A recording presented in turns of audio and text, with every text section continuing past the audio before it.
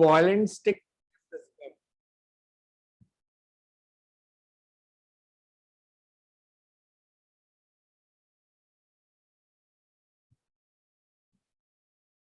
Then force and torque exerted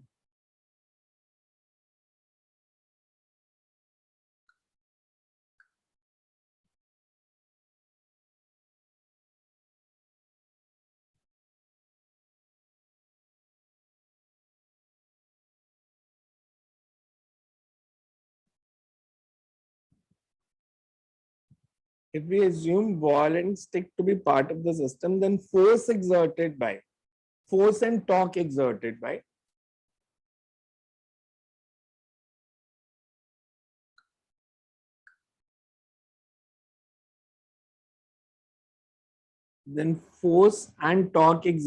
by ball on the stick are internal.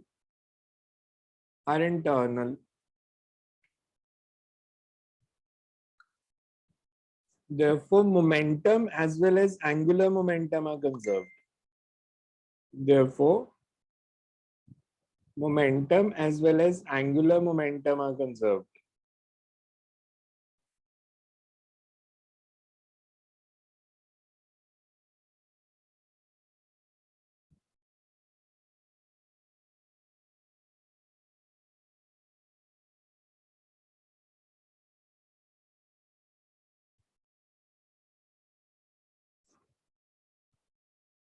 Moreover, as the collision is elastic,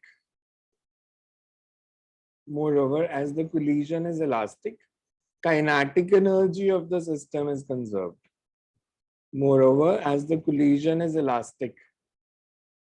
Kinetic energy of the system is conserved. अब एक एक step करके करते हैं. मैं अगर इसमें पूछूं, जब तक कोलिजन नहीं हुई तो सिस्टम का मोमेंटम कितना है, मतलब बॉल और स्टिक का मिला के मोमेंटम कितना है जब तक कोलिजन नहीं हुई? Small m into v. हमें का कोलिजन के बाद स्मॉल m रुक जाए तो फाइनल मोमेंटम कितना? Capital M into V. Capital V लिख लो उसको. वे V किसकी वेलोसिटी? बिकॉज अगर मैं इस स्टिक की बात करूं, इसने ऐसे सीधा तो जाना नहीं, इसने घूमते घूमते जाना है, तो वेलोसिटी तो हर पॉइंट की अलग है. तो जो मोमेंटम कंजर्वेशन में हम लिखेंगे वो V होगी सेंटर ऑफ मास की वेलोसिटी. मतलब अगर ये कोलिजन से पहले ये सिचुएशन है, तो कोलिजन के बाद वाली सिचुएशन अगर मैं ड्रॉ करूं, आफ्टर कोलिजन हमारे पास ये सिस्टम बनेगा कि ये तो रुक गई और जो हमारे पास स्टिक है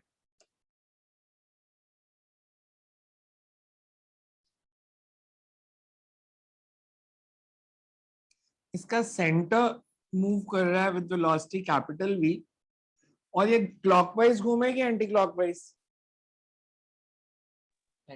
फर्क नहीं पड़ेगा इस क्वेश्चन में, वैसे पूछ रहा हूँ. Anti clock. ये ऐसे घूमेगी विद एंगुलर वेलोसिटी ओमेगा.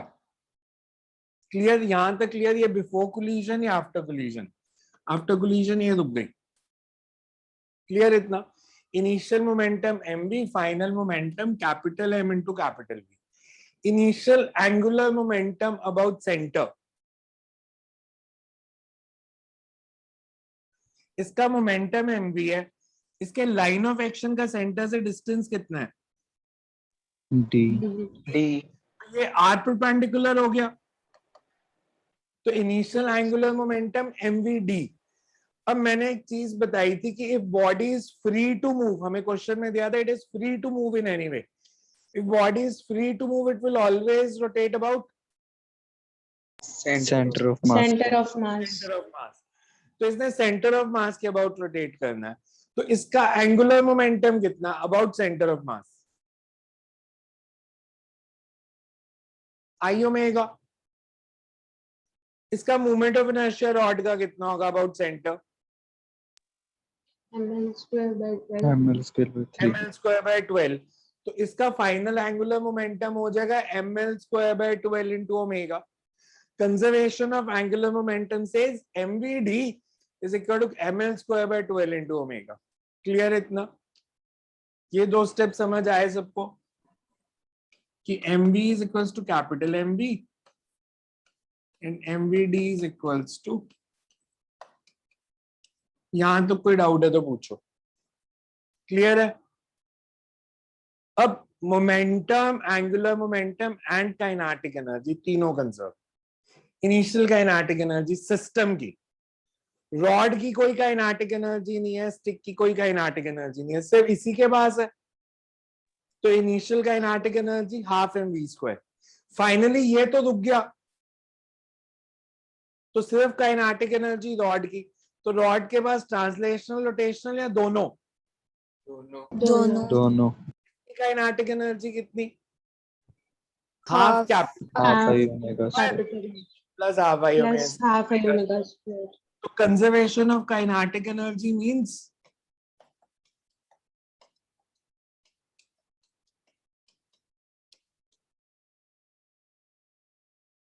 आई यहां पे भी ml²/12. इतना क्लियर? ये तीनों इक्वेशंस देखो समझ में आ रही है मैंने कैसे लिखी? क्लियर है यहां तक?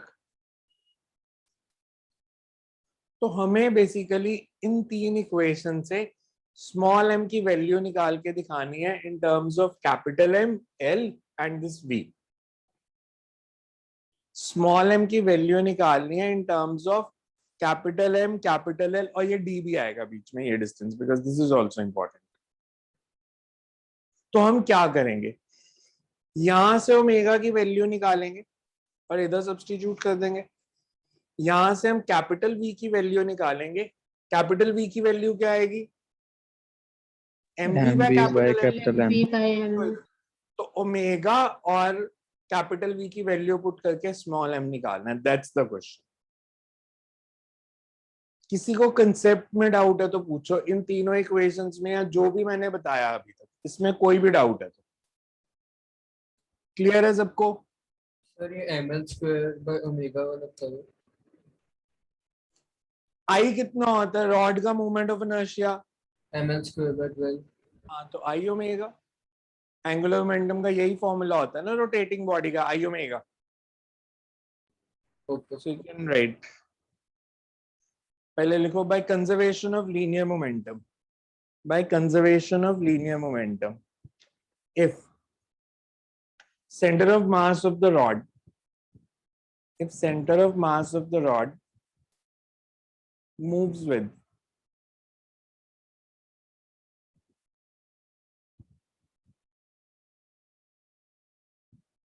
if center of mass of the rod moves with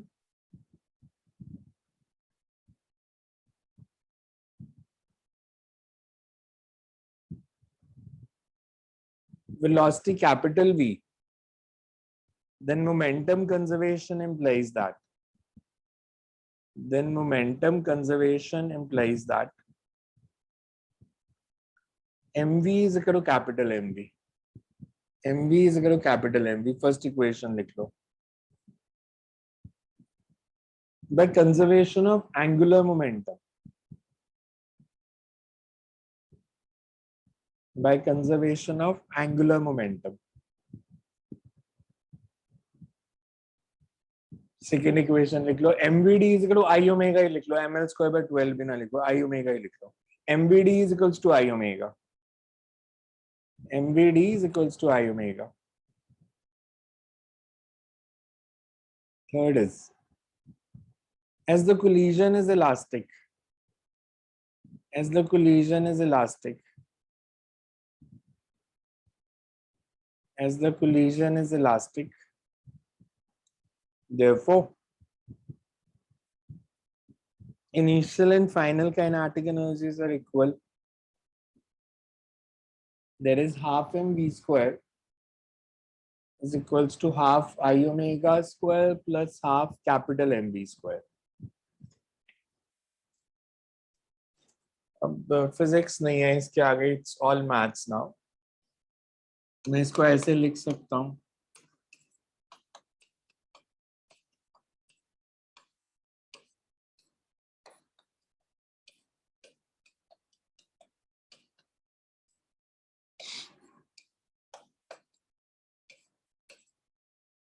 ठीक है ये इक्वेशन? देखो किसी को डाउट है तो। मैंने कैपिटल V की वैल्यू डाल दी mv by capital M, omega की वैल्यू डाल दी mvd बाय I। इसका फायदा क्या हुआ? अब देखो तीनों टर्म्स में यहाँ पे भी v स्क्वायर आएगा, इधर भी v स्क्वायर और इधर भी v स्क्वायर। तो किस वेलोसिटी से हिट करेगा इस पे डिपेंड नहीं करता कि ये रेस्ट पे आएगा या नहीं, इसके मास पे डिपेंड कर रहा है। वेलोसिटी इसकी कुछ भी होती वो सेम ही मास आना था ताकि ये रुक जाए कोलिजन के बाद। तो हमने वो मास निकालना है इस इक्वेशन से। मेरे को इसकी वैल्यू निकाल के दिखाओ स्मॉल m की। Find this, find the value of small m।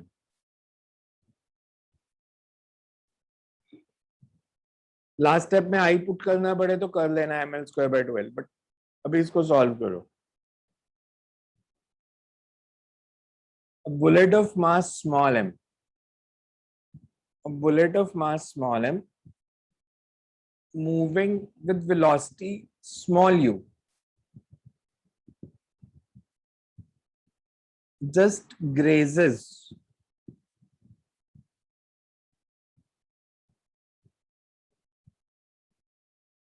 the top of solid cylinder of mass capital M and radius capital R, resting on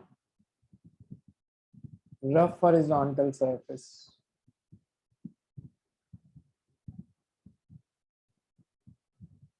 So the top of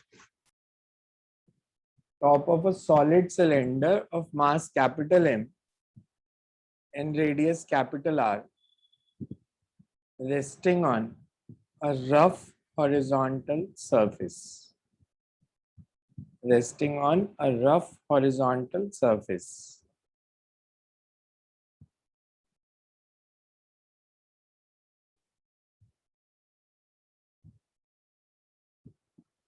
Assuming that cylinder rolls without slipping, मतलब pure rolling है. Assuming that cylinder rolls without slipping, find the angular velocity of cylinder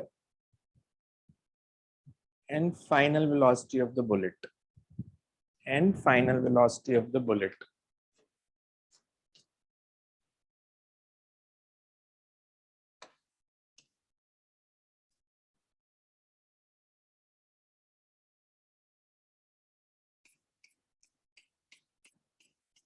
rough horizontal surface है, इसके ऊपर एक solid cylinder पड़ा of mass capital M and radius capital R.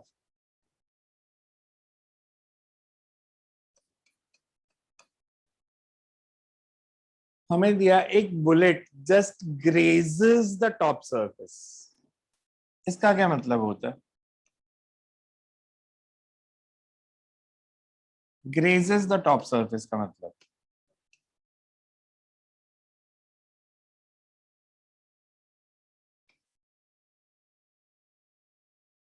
इसका मतलब ऐसे टॉप सरफेस को टच करके निकल गई आगे। ग्रेजेस, टच किया और खुद बुलेट आगे चली गई। और ये टच करने से ये सिलेंडर घूमने लग गया, प्योर रोलिंग में आ गया। तो हमने बताना है इसकी एंगुलर वेलोसिटी कितनी होगी और बुलेट की फाइनल वेलोसिटी क्या होगी। बिकॉज अगर सिलेंडर घूम रहा है तो उसको एनर्जी मिली है, बुलेट जैसे जैसे रब करके चलेगी उसके साथ से, तो बुलेट उसको एनर्जी देगी अपनी कुछ। अगर बुलेट ने अपनी एनर्जी कुछ दे दी सिलेंडर को तो ये बढ़ेगी, यू से ज्यादा होगी या यू से कम होगी? वी की वैल्यू इसने कुछ एनर्जी लूज की, इसने लूज की, वो उसने सिलेंडर को दे दी। हमें कहीं नहीं दिया कि ये पूरा प्रोसेस जो है इलास्टिक कोलिजन है, मतलब हमें क्वेश्चन में नहीं दिया कि ये कोलिजन इलास्टिक है। तो अगर नहीं दिया, आप अपने आप से कभी भी काइनेटिक एनर्जी कंजर्वेशन नहीं लगाओगे, पहली बात। सेकेंड, इसमें एंगुलर मोमेंटम कंजर्व्ड है, रफ हॉरिजॉन्टल सरफेस है। नो। बिकॉज अगर ये ऐसे घूमेगा तो पॉइंट ऑफ कांटेक्ट स्फीयर का आगे जा रहा है right side left side, left. तो यहां पे एक फ्रिक्शन लगेगी।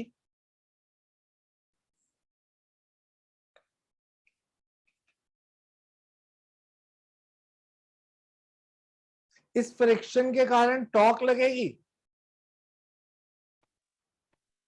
Yes sir. Yes sir. अगर मैं आपसे पूछूं फ्रिक्शन के कारण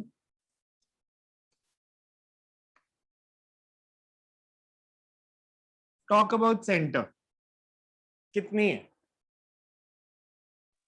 और किस डायरेक्शन में है? एफ और एंटी और क्लॉकवाइज। Anti clockwise.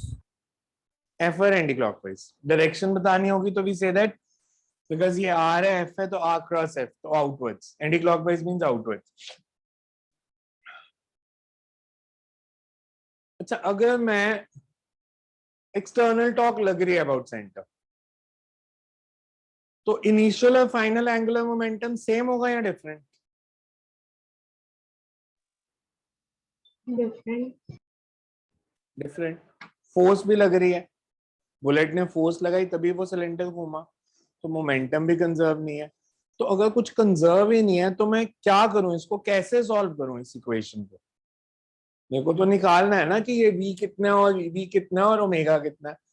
तो अगर कोई इक्वेशन लगा ही नहीं सकता मैं, मोमेंटम कंजर्व नहीं है, काइनेटिक एनर्जी कंजर्व नहीं है, एंगुलर मोमेंटम कंजर्व नहीं है, तो कैसे निकलेगा? तो एक काम करते हैं, मैं इसकी जगह सी की जगह अगर आपसे पूछूं टॉक अबाउट पी फ्रिक्शन के कारण, 0। तो पी पॉइंट के अबाउट कोई टॉक नहीं लग रहा, तो मैं एंगुलर मोमेंटम को अबाउट पॉइंट पी कंजर्व कर सकता हूं। यस। कर सकता हूं ना, बिकॉज पी पॉइंट के अबाउट तो कोई टॉक नहीं लग रहा, तो angular momentum about P should be conserve. तो जब भी रफ हॉरिजॉन्टल सरफेस के क्वेश्चन आएंगे, अगर आपने फ्रिक्शनल टॉक को एलिमिनेट करना है तो you conserve angular momentum about point of contact. पहले कभी यूज किया ये कंसेप्ट? शो करवाया था आपने जब पहले ट्रांसलेट करते थे, फिर प्योर होने वाली शुरू हो गई थी। हाँ, उसमें मैंने फिर एक ऑल्टरनेट मेथड बताया था कि आप पॉइंट ऑफ कांटेक्ट के अबाउट एंगुलर मोमेंटम कंजर्व कर सकते हो, बिकॉज पॉइंट ऑफ कांटेक्ट के अबाउट फ्रिक्शनल टॉक नहीं लगता। अच्छी बात है, वो याद है आपको। So that's the concept. So जब भी रफ सरफेस आएगा, पॉइंट ऑफ कांटेक्ट के अबाउट एंगुलर मोमेंटम कंजर्व कर दो। अब इस पॉइंट के अबाउट देखते हैं, initial angular momentum about point P. Initially इस सिलेंडर का एंगुलर मोमेंटम है या सिर्फ इस बुलेट का है? बुलेट। बुलेट। बुलेट का एंगुलर मोमेंटम कितना है? ये mu, इसका ये डिस्टेंस कितना हो गया? 2r। तो initial angular momentum mu into 2r। Bullet का final angular momentum m v into 2r। 2mvr। mv into 2r। इसका फाइनल एंगुलर मोमेंटम सिलेंडर का, सिलेंडर I का omega। Angular momentum I omega. I cylinder के लिए 2 half mr square। I omega is angular momentum. हम किस point के about conserve कर रहे हैं, सी या पी? p। तो मेरे को moment of inertia about P चाहिए होगा। हाफ एम आर स्क्वायर तो अबाउट सेंटर होता है, तो इस एक्सिस के अबाउट निकालना है तो कौन सी थ्योरम? Parallel axis theorem. ये डिस्टेंस कितना हो गया? r। r। आर। तो ये m r, half m r square, तो इस एक्सिस के अबाउट कितना? 3 3/2 mr mr square। square। ये बाय 2 एम आर स्क्वायर। तो initial angular momentum is MUR, final is MVR plus I omega. I is 3 by 2 mr square into omega. तो यहां से V और ओमेगा निकालना. अब एक इक्वेशन बनी, दो वेरिएबल्स निकल आएंगे. एक इक्वेशन से दो वेरिएबल निकल आएंगे कि नहीं पॉसिबल, या कोई और इक्वेशन भी बनानी पड़ेगी?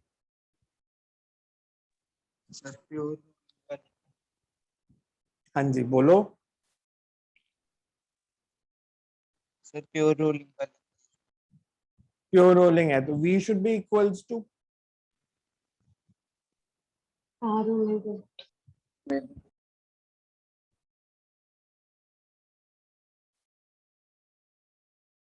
R ओमेगा क्या कुछ और?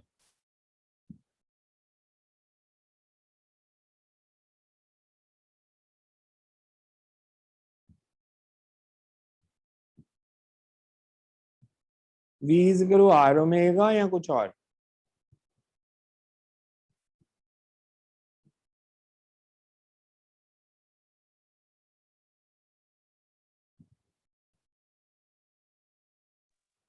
या 2R ओमेगा?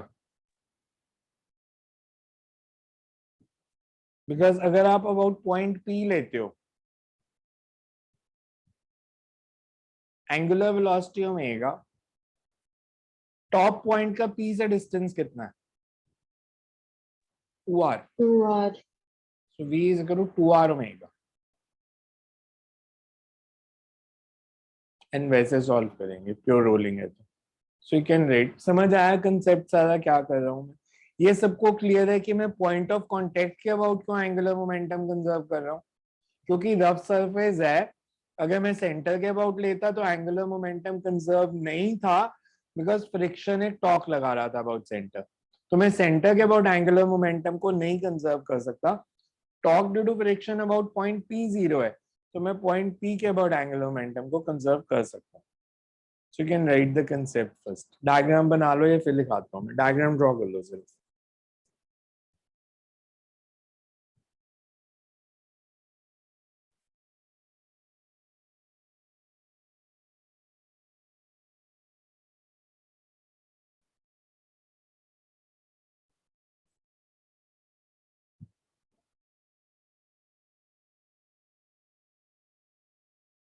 सर हम इसे एनर्जी इक्विवेलेंस से कर सकते हैं. इससे एनर्जी इक्विवेलेंस की इक्वेशन लगा के. हमें दिया ही नहीं है, इलास्टिक कोलिजन है, तो हो सकता है लॉस ऑफ एनर्जी हो रहा हो. तो जब तक हमें दिया नहीं है तो आप एनर्जी कंजर्वेशन नहीं लगाओगे. एनर्जी के कंसेप्ट तभी लगते हैं when it's given collision is elastic.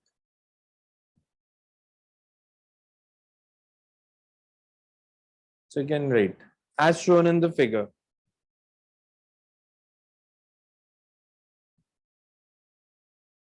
As the cylinder is placed on, as the cylinder is placed on rough horizontal surface, therefore frictional force X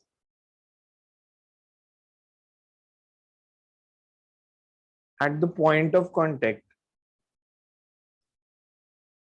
between cylinder and the surface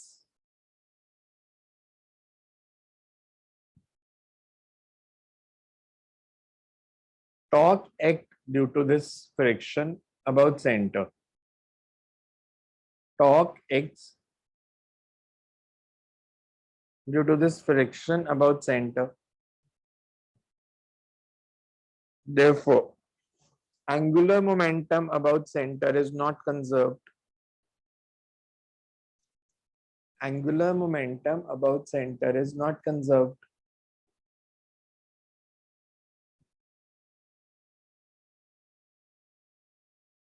But no torque acts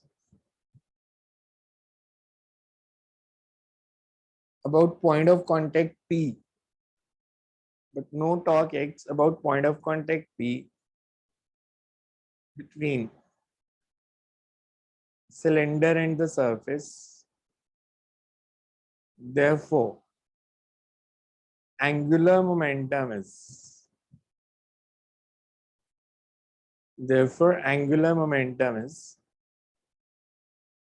conserved about. Therefore, angular momentum is conserved about point of contact.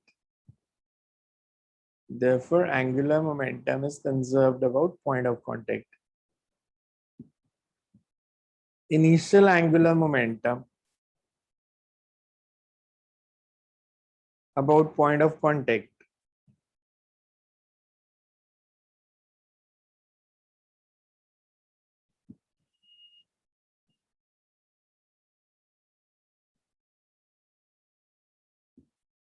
is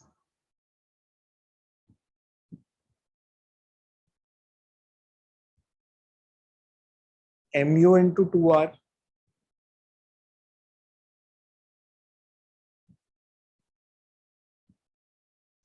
and final angular momentum is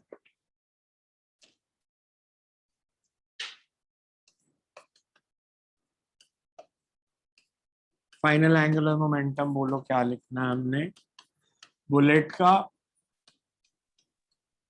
mv into 2r plus I omega. Plus I omega को ना ऐसे लिखो ताकि आपको confusion ना रहे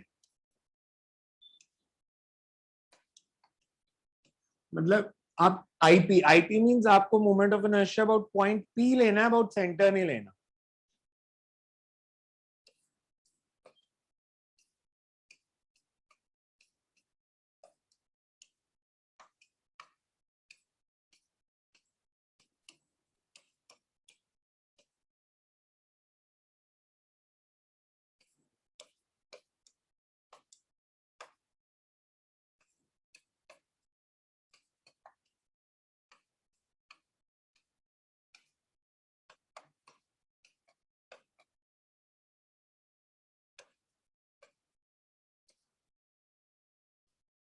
also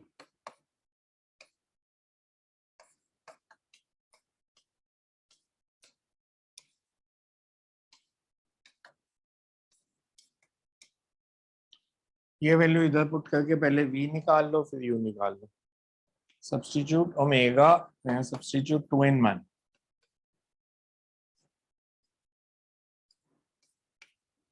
और v निकालो क्या आएगा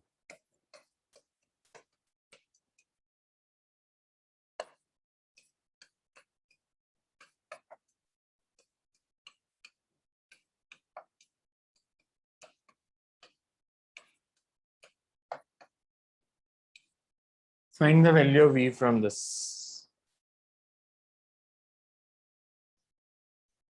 मैथ्स रह गया अब तो v की वैल्यू निकालो क्या आती है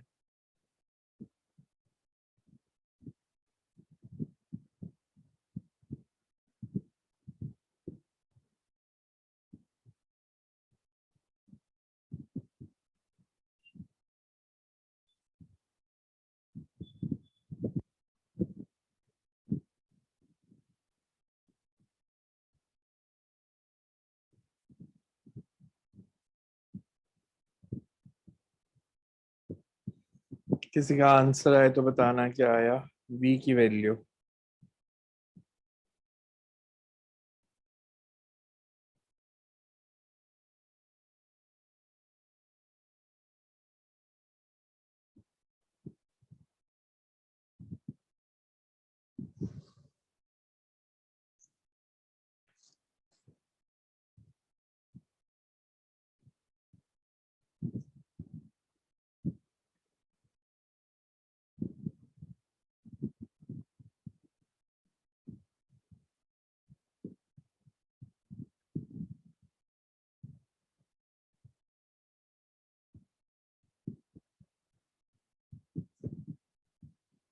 मेरे पास जो आंसर है that is 8mu upon 8m plus 3 into capital M.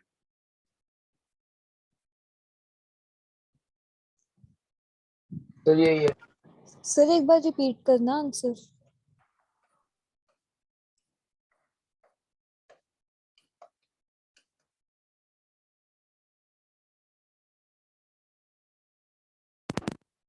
आ रहा है किसी का ये आंसर? यस सर आ गया। Yes, sir. Yes sir. So अब ओमेगा निकालना है तो omega is v by 2r, इसको 2r से डिवाइड कर दोगे वो आंसर आ जाएगा बस। क्लियर सबको ये concept?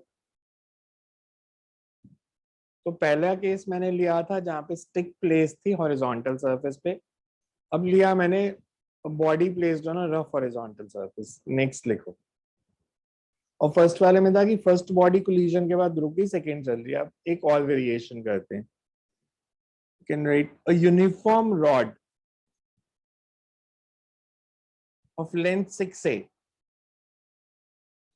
a uniform rod of length 6a and mass 8m small m. A uniform rod of length 6a and mass 8m lies on a smooth horizontal table. मतलब friction का role खत्म कर दिया मैंने। lies on a smooth horizontal table. 2 point masses.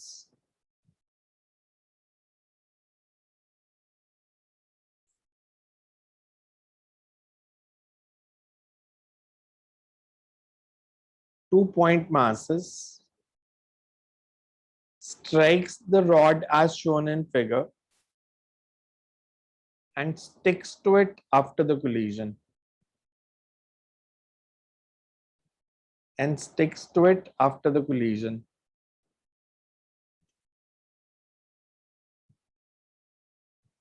Calculate.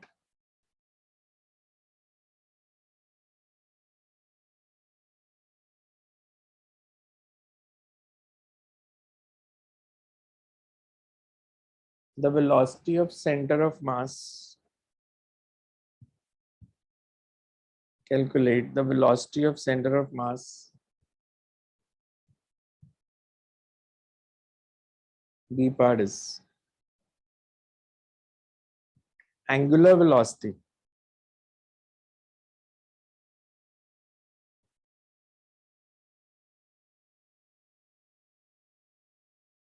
About center of mass.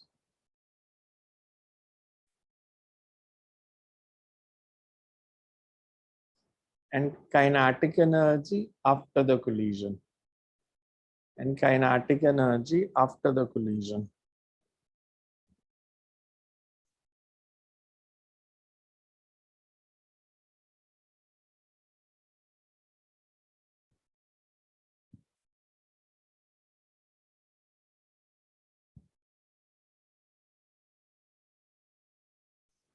हमें question में क्या given है?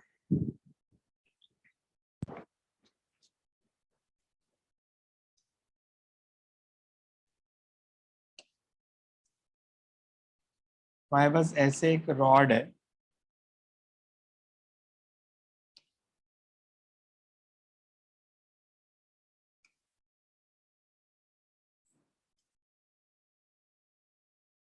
इसका मास दिया है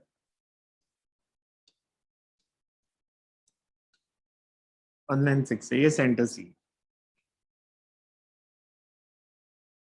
एक बॉडी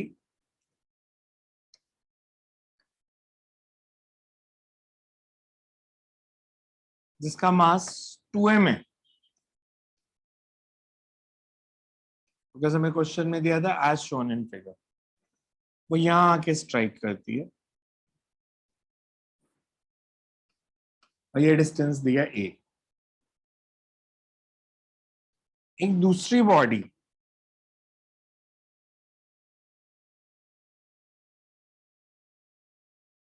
जिसका मास m है,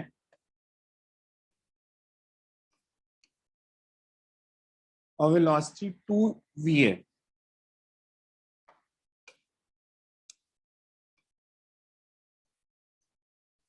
यहां के स्ट्राइक करती है एट अ डिस्टेंस 2a। तो हमने बताना है सेंटर ऑफ मास की वेलोसिटी कितनी होगी, और दूसरा मैं पूछा था find angular velocity of centre of mass and total kinetic energy after the collision. Total kinetic energy after the collision. Question समझ आ रहा है सबको?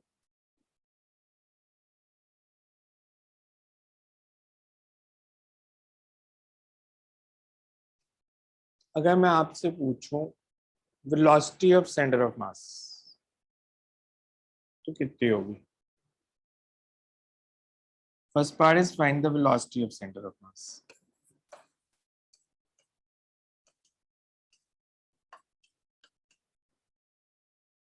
हमें दिया ये आके इधर स्टिक कर गई और ये इधर स्टिक कर गई। स्टिक कर गई मतलब कौन सी कोलिजन हुई?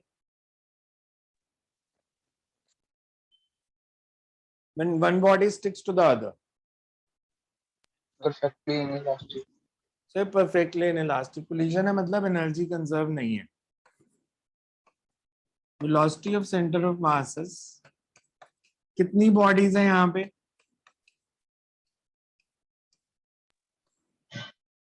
तीन, दो बॉडीज और एक रॉड। रॉड का मास 8m, रॉड रेस्ट पे है। एक मास है हमारे पास 2m और एक मास है m।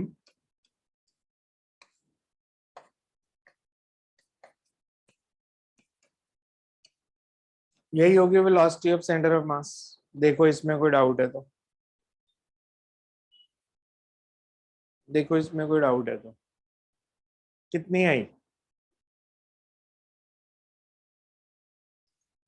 मैंने इसको प्लस लिया, अपवर्ड डायरेक्शन को, डाउनवर्ड को माइनस लिया, तो ये माइनस भी, ये प्लस टू भी। डायरेक्शन इंपॉर्टेंट होती है, वेलोसिटी है बिकॉज ये, तो we can say this comes out to be 0 कि सेंटर ऑफ मास रेस्ट पे रहेगा। सेंटर ऑफ मास अगर रेस्ट पे रहेगा, मैंने दोनों बॉडीज को और रॉड को सिस्टम मान लिया, तो इस पे नेट टॉर्क लगेगी एक्सटर्नल, फ्रिक्शन तो है नहीं। तो इन दोनों बॉडीज ने टॉर्क लगाई या फोर्स लगाई, दैट इज इंटरनल, तो angular momentum should be conserved. So angular momentum conserve, initial angular momentum और फाइनल को इक्वेट करना है। अगर ये बॉडी स्टिक कर जाती है रॉड के साथ, तो फाइनल एंगुलर मोमेंटम कैसे लिखोगे?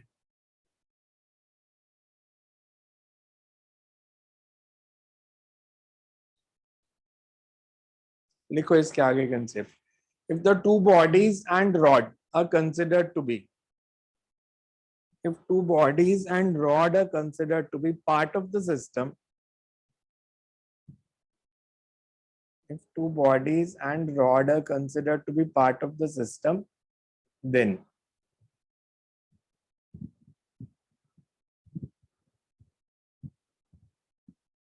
force or torque exerted by them is internal.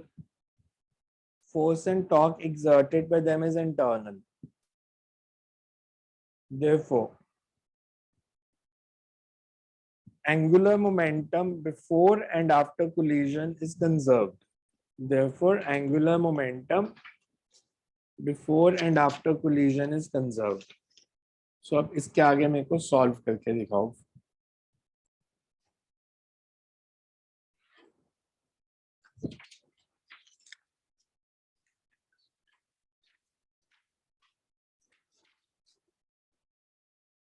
Initial angular momentum कितना है? यहां से देखो,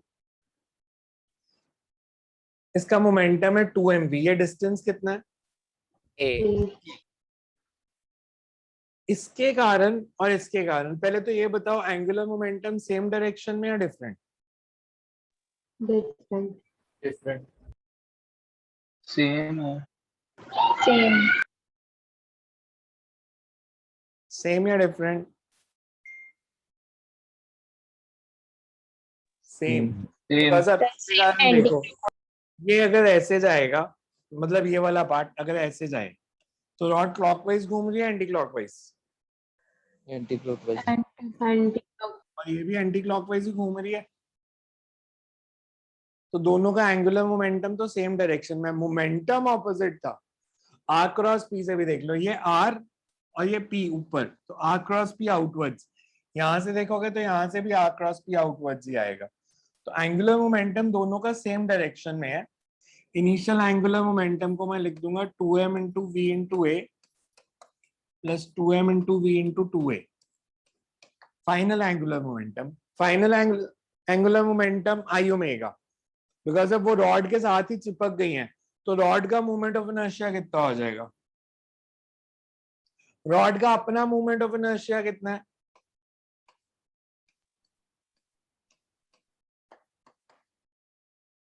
ml स्क्वायर बाय 12. मास दिया 8m, लेंथ दिया 6a, तो 8m into 6a square by 12. ये स्टेप ठीक है सबको? आई रॉड का मूवमेंट ऑफ इनर्शिया. अब मैं आपसे पूछूं, ये 2m, ये m मास यहां पड़ा है, इसका movement of inertia about centre कितना होगा? ये डिस्टेंस कितना है? 2a. 2a. अगर पॉइंट मास से डिस्टेंस 2a है, तो इसका मूवमेंट ऑफ इनर्शिया कितना हो जाएगा? 2a मैं square आपको into m. 2a square into m. और इसका 2m into a a. 2m square. into a. 2m into a square. तो एक आ गया मेरे पास m इंटू 2a का स्क्वायर, और एक आ गया 2m इंटू a का square, and this into omega. ये देखो, ये समझ आ रहा है सबको कैसे लिखी इक्वेशन मैंने? ये movement of inertia of rod, ये movement of inertia of one mass, ये movement of inertia of second mass. तो ये टोटल मूवमेंट ऑफ इनर्शिया हो गया. क्लियर सबको ये स्टेप? यहां से ओमेगा निकालना है, बस निकाल दो. So v/5 है. Omega is v/5. Very good. और एक पूछा फाइनल काइनेटिक एनर्जी.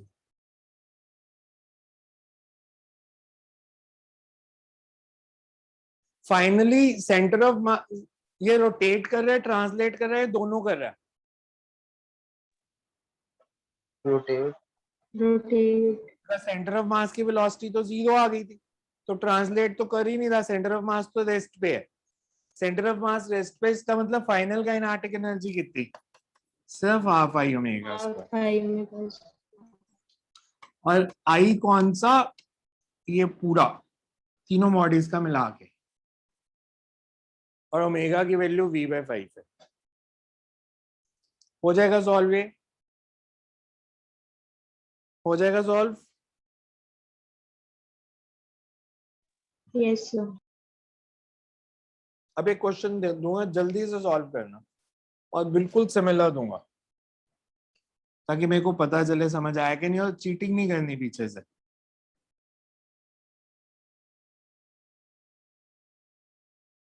अब बोलो तो मैं डेटा भी ऑलमोस्ट सेम ले लेता हूँ.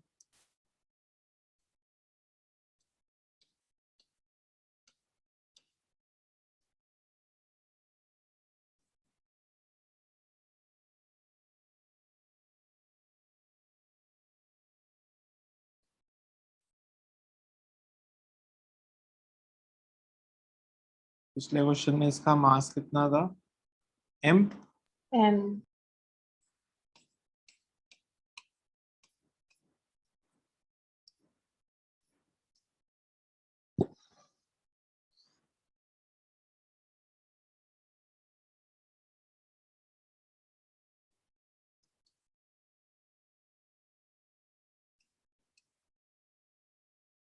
अच्छा, इसको चेंज कर देता, इसको भी m ले लेते हैं.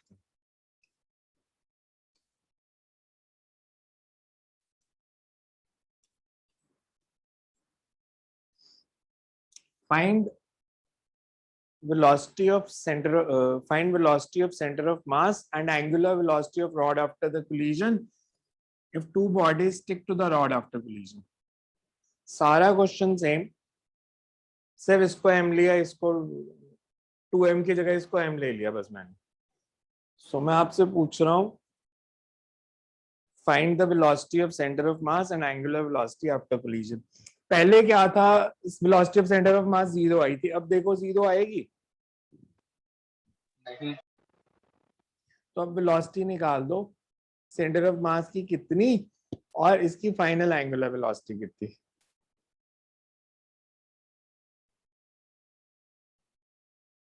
Find the velocity of centre of mass and angular velocity of the rod if the two bodies stick to the rod after collision.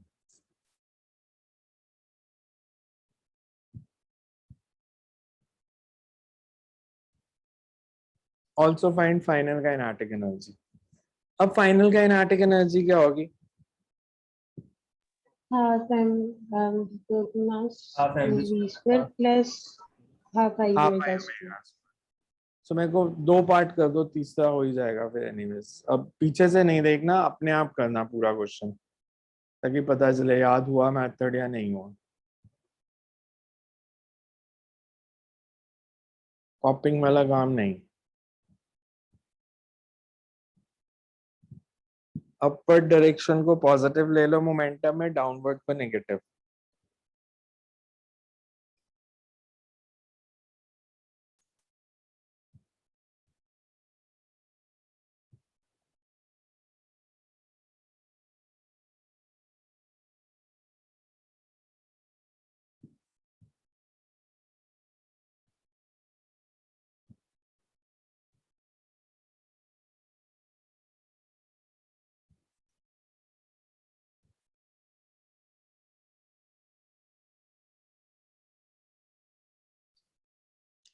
अच्छा, आप में से कितने लोगों को ये समझ आया कि ये क्वेश्चन मैंने क्यों दिया दोबारा? फिर इस बार ये बॉडी जो फाइनल एंगुलर मोमेंटम निकालेंगे तो आगे वाला भी निकालना पड़ेगा ना। आगे वाला मतलब? तो सेंटर ऑफ मास चल मतलब रहा है। ट्रांसलेट भी कर रही है ना इस बार।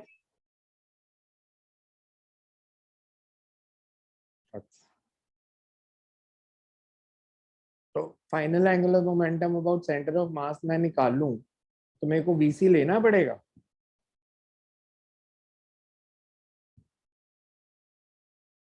मैं अगर एंगुलर मोमेंटम अबाउट सेंटर ही निकालता हूँ, अबाउट सेंटर ऑफ मास, तो मेरे को लेना पड़ेगा translational angular momentum r cross B.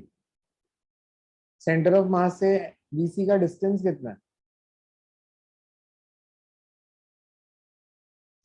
अच्छा चलो एक काम करो, 0 बाकी चीजें छोड़ो, मेरे को सिर्फ इसका इनिशियल एंगुलर मोमेंटम बता दो। बता दिया तो फिर मैं अगले क्वेश्चन पे चलता हूँ। सिर्फ इनिशियल एंगुलर मोमेंटम।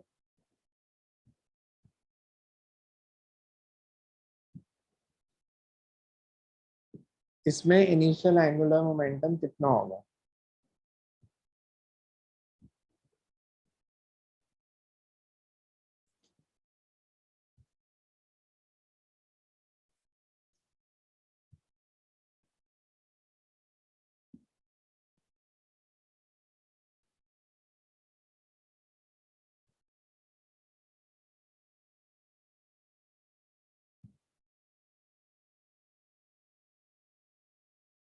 कौन बताएगा इनिशियल एंगुलर मोमेंटम?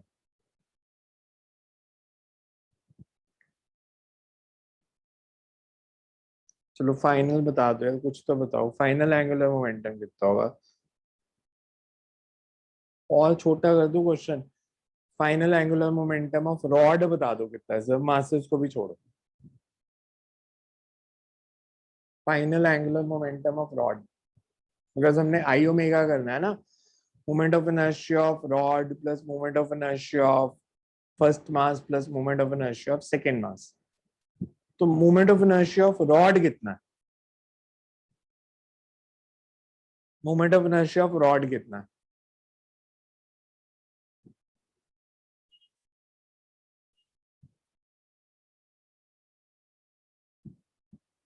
अब ये नहीं बताओगे मेरे को आप रॉड का मोमेंट ऑफ इनर्शिया कितना है जब फाइनल एंगुलर मोमेंटम लिखना है? तो I rod plus I one plus I two. तो मैंने पिछले क्वेश्चन में मोमेंट ऑफ इनर्शिया लिखा था 8m इंटू 6a का होल स्क्वायर बाय 12। तो 8m इंटू 36/12, तो 8m इंटू 36/12 24 ma स्क्वायर 24 आया। का square. अब सेम है या डिफरेंट है? रॉड का सिर्फ, मैं और किसी का नहीं पूछ रहा।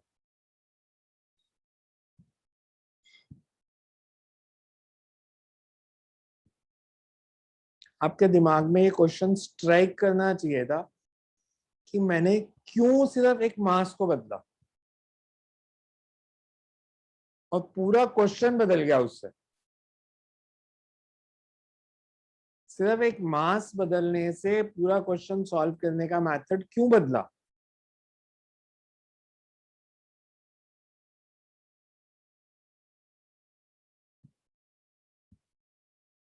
अब दोनों क्वेश्चंस को कंपेयर करते हैं, ठीक है।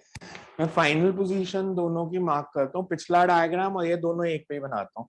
ये वेलोसिटीज हटा देता हूँ मैं एक बारी, ये मेरे को कुछ नहीं चाहिए ये वैल्यूज।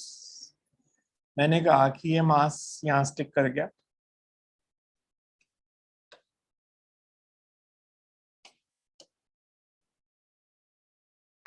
और ये मास यहाँ स्टिक कर गया। ये अब वाला डायग्राम है। पहले जो मैंने डायग्राम बनाया था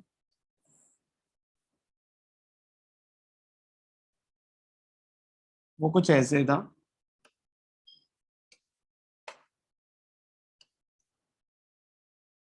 ये मास 2m था,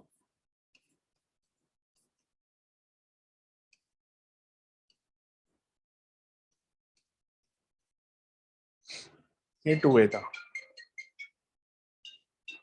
अब वो सिंप्लीफाइड था तो ये कॉम्प्लेक्स क्यों हो गया?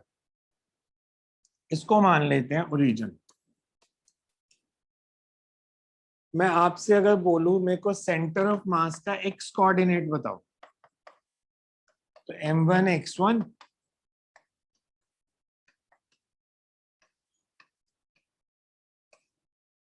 यही फॉर्मूला है। क्लियर है सबको ये फॉर्मूला? ये फर्स्ट मास, इसका डिस्टेंस कितना है, a लूं या माइनस a लूं? ये ओरिजिन है सेंटर ऑफ मास, माइनस से minus minus 2m into minus a। अच्छा ये 6m और इसका ओरिजिन यहीं पे, और ये plus m into 2a upon total mass कितना है, 10m 10m कितना आया? 0। 2m माइनस 2m है, ये प्लस 2m है। इधर देखते हैं, इधर बताओ क्या आया सेंटर ऑफ मास का X coordinate, m into minus A plus 6m into 0 plus m into 2a।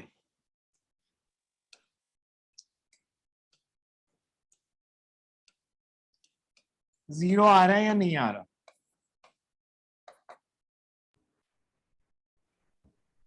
Centre of मास के कोऑर्डिनेट्स क्या है?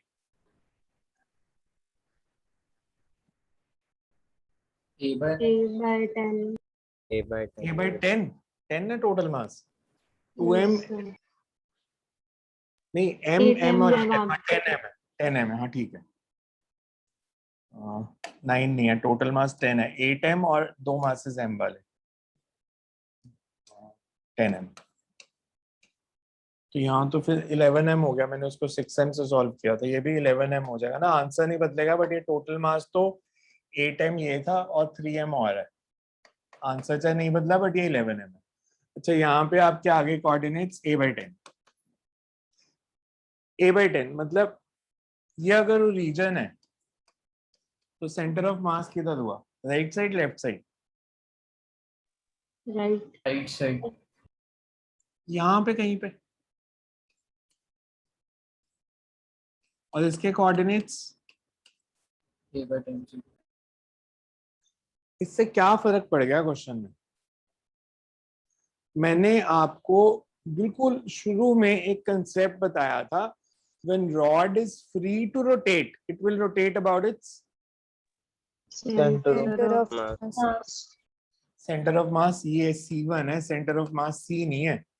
तो आपने जब रॉड का मूवमेंट ऑफ इनर्शिया लिखना है, ml स्क्वायर बाय 12 तो अबाउट C है, तो अबाउट C1 निकालना पड़ेगा ना।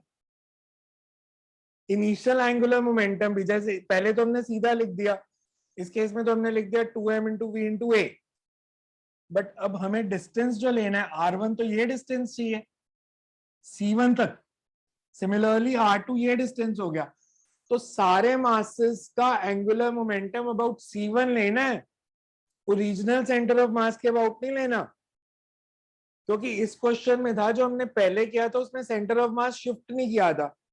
तो अगर मैं यहीं पे छोड़ देता आपके दिमाग में ये कंफ्यूजन रह जानी थी कि हमने सेंटर के about he angular momentum conserve करना है। इसमें अबाउट सेंटर कर रहे थे क्योंकि सेंटर और फाइनल सेंटर ऑफ मास एक ही जगह पे थे, बट अगर सेंटर ऑफ मास बदलेगा तो आप angular momentum about new centre of mass conserve करोगे, because rod will rotate about that point, about C1। समझ में आया ये लॉजिक? आपने एंगुलर मोमेंटम C के अबाउट नहीं निकालना, C1 के अबाउट निकालना। C1 के अबाउट निकालने का मतलब है कि जैसे मेरे पास ये रॉड है,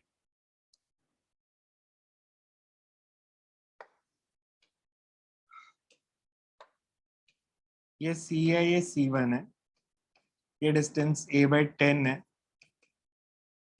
ये मास m है, इसका जो भी मोमेंटम था से mv, ये a। तो पहले मैंने जो लिखा था ना पिछला वाला, देखो 2mv इंटू a। अब मोमेंटम तो mv हो गया 2mv की जगह, ये mv है, a की जगह इसका initial angular momentum mv into a plus a/10, Plus A by 10. और इसका कितना हो जाएगा? 2A minus A by 10. Plus m into 2v into 2a minus a/10। और रॉड का कितना हो जाएगा? अबाउट सेंटर ऑफ मास था 8m इंटू 6a का होल स्क्वायर बाय 12। ये तो movement of inertia about centre of mass. Parallel axis theorem लगाओगे तो 8m इंटू a/10 का स्क्वायर, एंड ये final angular momentum into omega, sorry ये नहीं, this into omega plus I1 omega plus I2 omega, ऐसे solve करना था।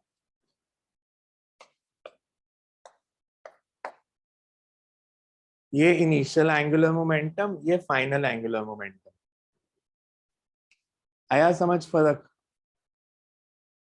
तो अगर तो सेंटर ऑफ मास शिफ्ट नहीं करता, आप में से किसी के दिमाग में ये स्ट्राइक नहीं किया कि हमें सेंटर ऑफ मास शिफ्ट हो रहा है या नहीं हो रहा, वो चेक नहीं कर रहे, तो चेक नहीं कर रहे थे फिर भी आंसर आ गया, बिकॉज वो सेंटर ऑफ मास वहीं रह रहा था। मेरे को तो देख के समझ में आ रहा था पिछले क्वेश्चन में, बट आपको नहीं आना चाहिए था, बिकॉज मेरे को ये देख के पता चल रहा था कि ये 2m है, इसका डिस्टेंस a है, ये m है, इसका डिस्टेंस 2a है, तो m1 r1 is equal to m2 r2, वो कैंसिल आउट हो ही जाना है, तो सेंटर ऑफ मास शिफ्ट नहीं करेगा।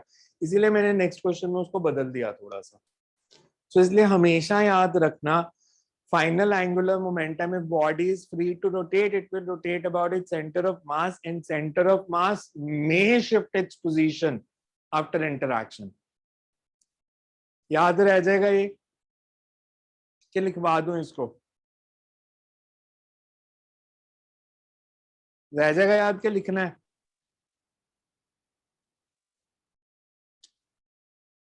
इस पे भी रिस्पॉन्ड नहीं करते तुम, सो लिख लो इसको फिर। You can write in this question, when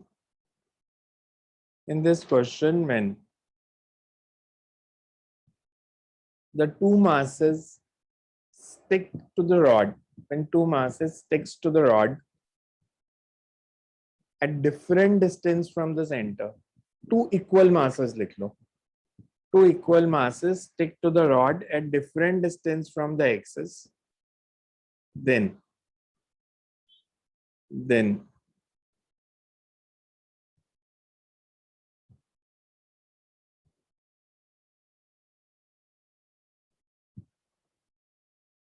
center of mass will shift its position, center of mass will shift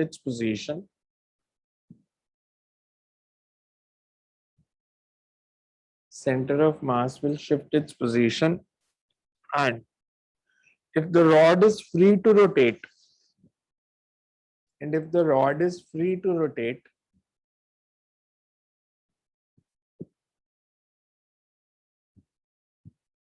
it will rotate about its, if the rod is free to rotate, it will rotate about its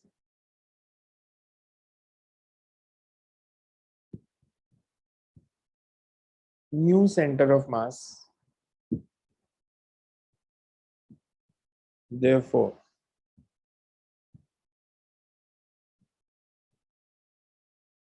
initial and final angular momentum Therefore, initial and final angular momentum should be conserved about new center of mass. मेरे को एक छोटा सा principal और बताना, उसको तो याद रह जाएगा, टफ नहीं है. कन्वेयर बेल्ट सबको पता है क्या होती है? Conveyor belt. Yes. Conveyor belt is, कोई एग्जांपल देना कन्वेयर बेल्ट का. सर वो जो Sir, एयरपोर्ट पे लगी एयरपोर्ट्स पे जैसे लगेज luggage. एस्केलेटर. तो वो तो आपको दिखता नहीं, आपको तो सिर्फ फ्लैट सरफेस दिख रहा होता है. कोई कन्वेयर बेल्ट जिसका एक्चुअल में आप प्रिंसिपल यूज करते हो या कभी किया हो लाइफ में, कन्वेयर बेल्ट का प्रिंसिपल.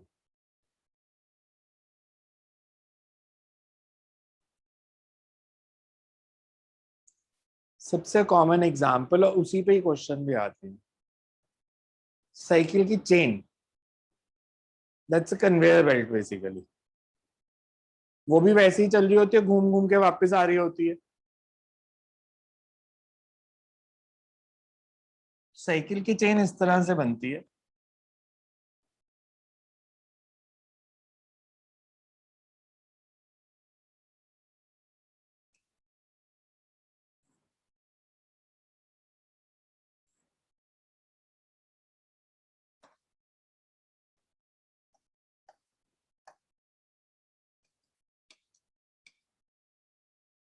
अपने गियर वाले साइकिल देखे होंगे तो पीछे रेडियस बदल सकते हो आप. मैं नॉर्मल साइकिल की बात कर रहा हूँ. आगे वाला जो एक्सेल है वो बड़ा, पीछे वाला थोड़ा सा छोटा. अब ये बड़ा और ये छोटा क्यों बनाया होता है? नॉर्मल कन्वेंशनल साइकिल, कोई गियर वेयर नहीं, सिंपल साइकिल.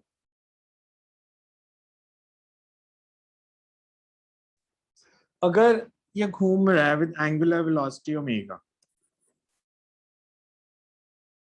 तो इसकी एंगुलर वेलोसिटी ओमेगा ही होगी या डिफरेंट होगी, ओमेगा डैश होगी?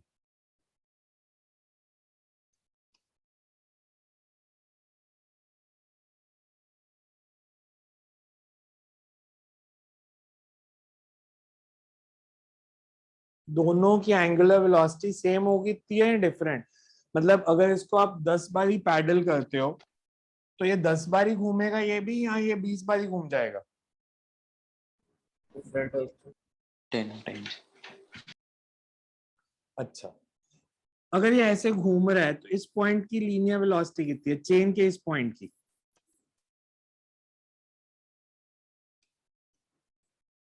ये जो पॉइंट है P1,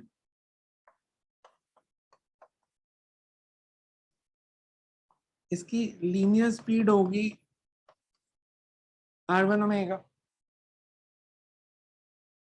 इसकी लीनियर स्पीड कितनी होगी?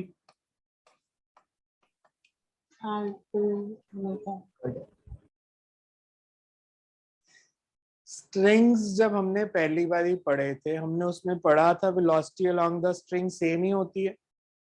कि ऐसे हो सकता है ये 5 सेंटीमीटर मूव किया तो ये 10 कर गई यहां से, ऐसे हो सकता है कभी? No. कि ये दोनों वेलोसिटी सेम होनी चाहिए, ये हमेशा सेम होनी चाहिए. R1 omega is equals to R2 omega dash. अब मैंने R2 को छोटा बनाया, एक वैल्यू लेते हैं. मान लो मैंने कहा कि R2 जो है R1 से हाफ है, तो ओमेगा डैश कितना आ गया? इसीलिए छोटा बनता. अब 10 बारी पैडल मारोगे, आपका पिछला टायर 20 बारी घूम जाएगा, तो साइकिल चलाना आसान हो जाता. This is a principle of conveyor belt.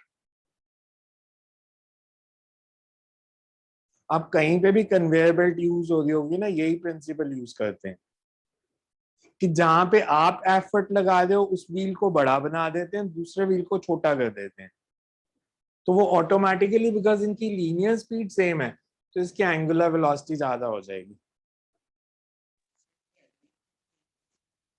आपका साइकिल फ्रंट व्हील ड्राइव है, बैक व्हील ड्राइव है, या टू व्हील ड्राइव है?